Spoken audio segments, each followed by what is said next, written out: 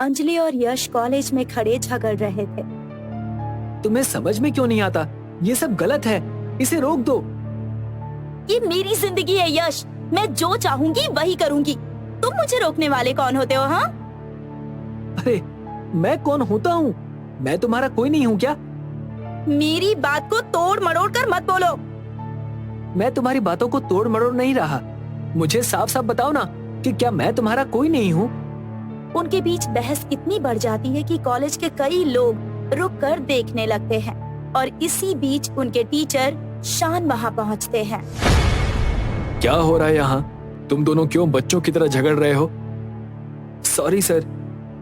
नहीं सॉरी नहीं, मुझे बताओ कि बात क्या है। आई एम सॉरी, पर ये हमारी प्राइवेट बात है सर। ओके ठीक है, तो ये प्राइवेट झगड़ा अपने प्राइवेट स्पेस में जाकर करो, कॉलेज में नहीं, समझे? I am sorry. सॉरी बोलकर दोनों कॉलेज से निकल जाते हैं और अपने अपने घर चले जाते हैं। अंजलि घर पहुंचती है, पर उस समय भी उसके चेहरे पर गुस्सा साफ झलक रहा था। अंजलि, क्या बात है? तुम परेशान लग रही हो। नहीं पापा, सब ठीक है, बस कॉलेज का थोड़ा प्रेशर है। Are you sure? Yes papa, I am sure. आज बस मम्मी की याद आ रही है। हाँ बेटा, तेरी मम्मी की याद तो मुझे भी बहुत आती है। अच्छा ठीक है, तू आराम कर ले तो थोड़ा ठीक लगेगा। जी पापा। अंजलि खाना खाती है और उस रात बहुत जल्दी सो जाती है। सुबह के सन्नाटे में प्रदीप अपनी बेटी अंजलि के कमरे में जाता है। दरवाजा आधा खुला हुआ था। उसने आवाज दी, अंजलि उठ जा बेटा, लेकिन कोई जवाब नहीं आया। वो कमरे के अंदर गया, लेकिन अंजलि वहाँ नहीं थी। उसने सोचा शायद वो बाथरूम में होगी, लेकिन बाथरूम भी खाली था। अब उसकी बेचैनी बढ़ने लगी। पूरे घर में उसने ढूंढा, पर उसके बाद भी कोई सुराग नहीं मिला। तो प्रदीप ने तुरंत यश को फोन किया। यश, अंजलि घर पर नहीं है, तुमसे बात हुई क्या उसकी? नहीं अंकल, कल के बाद तो कोई बात नहीं हुई है, सब ठीक तो है ना? मुझे समझ में नहीं आ रहा, तुम घर आओ, कुछ गड़बड़ लग रही है। प्रदीप ने पड़ोसियों से भी पूछताछ की, लेकिन किसी ने भी अंजलि को नहीं देखा था। उसके मन में बुरे ख्याल आने लगे। घबराहट में उन्होंने तुरंत एसीपी रंधावा को फोन किया। कुछ ही समय में एसीपी रंधावा अपनी टीम के साथ वहां पहुंच गए। उन्होंने स्थिति को समझते हुए अपनी टीम को निर्देश देना शुरू किया। रोमा और शीला, तुम लोग प्रदीप से पूछताछ करो, पता करो कि अंजलि का व्यवहार कैसा था और क्या कुछ अजीब दिखा। ठीक है सर। स्वामी और अजय, तुम दोनों अंजलि के कॉलेज जाओ, क्या पता शायद वहाँ किसी को कुछ पता हो। Yes sir. रविकांत, अंजलि के कॉल डिटेल्स निकालो, हो सकता है कोई आखिरी कॉल हमें कोई सुराग दे दे। Yes sir. रोमा और शीला ने प्रदीप से बात करनी शुरू की। प्रदीप जी, क्या अंजलि किसी परेशानी में थी? कोई दुश्मनी या डर? नहीं, वो बहुत खुश रहती थी। हाँ, कल थोड़ी परेशान थी, लेकिन उसने कहा था कि सब ठीक है। क्या उसने कोई ऐसी बात कही जिससे लगे कि वो खतरे में थी? नहीं, उसने सिर्फ पढ़ाई के प्रेशर का जिक्र किया था।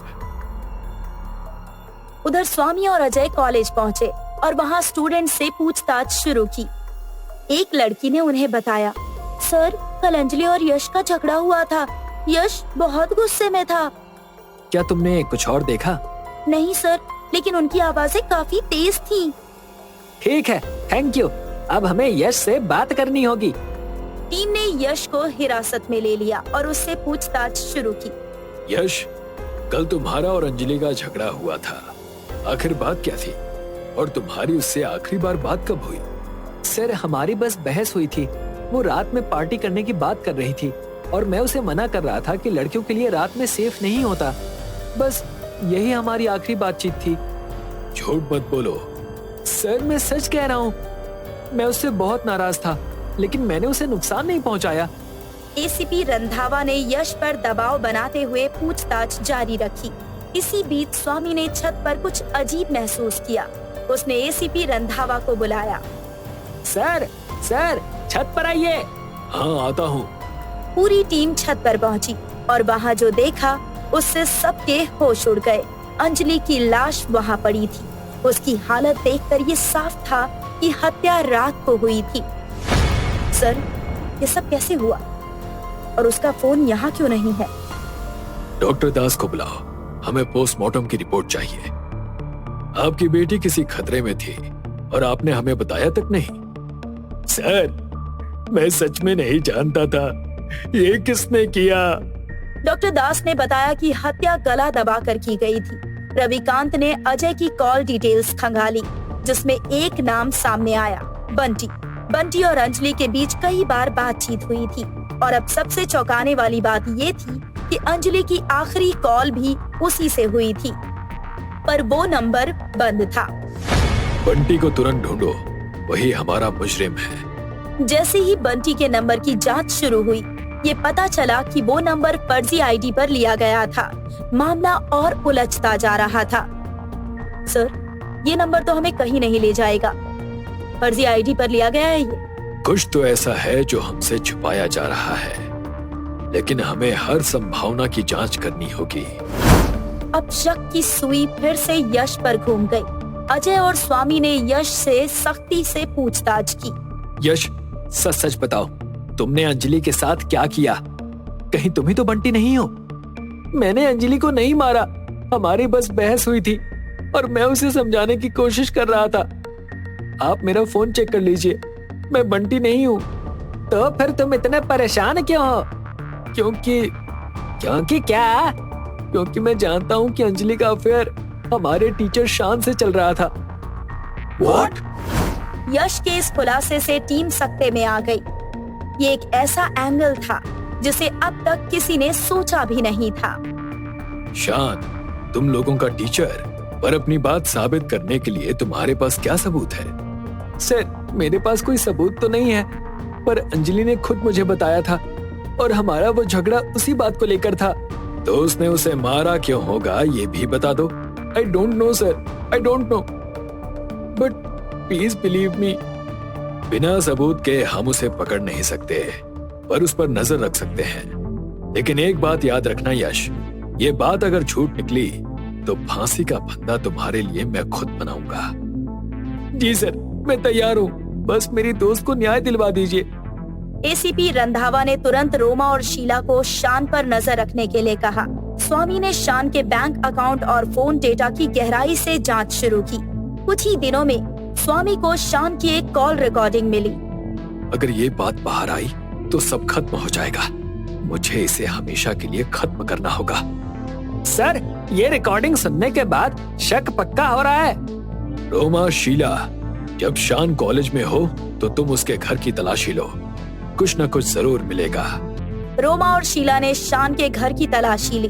वहाँ उन्हें खून से सना एक दुपट्टा मिला, जिसे प्रदीप ने पहचान लिया। ये अंजलि का दुपट्टा है, मैं इसे किसी भी हालत में पहचान सकता हूँ। ये सबूत सीधे सीधे शान की ओर इशारा कर रहे थे। रविकांत और अजय ने शान को हिरासत में ले लिया और उससे सख्ती से पूछताछ की। सच बोलो शान, क्यों मारा अंजलि को? मैंने कुछ नहीं किया, आप लोग मुझ पर बेवजह इल्जाम लगा रहे हैं। तो ये क्या है? ये अंजलि का दुपट्टा तुम्हारे घर से क्यों मिला? और ये कॉल रिकॉर्डिंग क्या कहती है? आपने इन दोनों चीजों की जांच करवाई है या फिर बस यूं ही मुझे पकड़ लिया है? I need my lawyer. ठीक है, अभी रुको। सर, हमसे बहुत बड़ी गलती हो गई। हमारा मुजरिम शान नहीं, यश है।